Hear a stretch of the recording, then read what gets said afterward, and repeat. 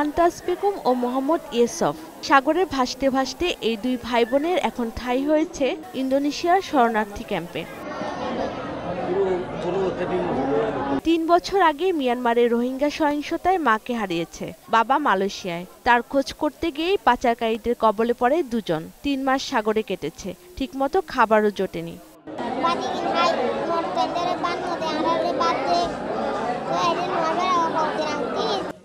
১২ বছর বয়সী হুসেইন এরই মধ্যে বুঝে গেছে কোনো দেশই তাকে নিতে যাচ্ছে না। রোহিঙ্গা অভিবাসী হওয়ায় কোথাও তার জায়গা নেই।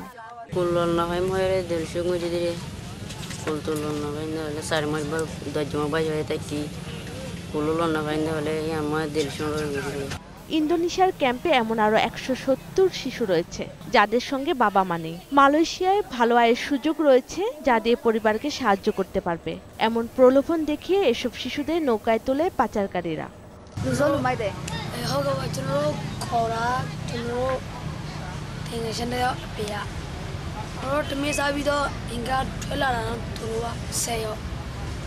দশ ১২ বছর বয়সী এসব শিশুরা জানে না আদৌ পরিবারের কাছে ফিরতে পারবে কিনা।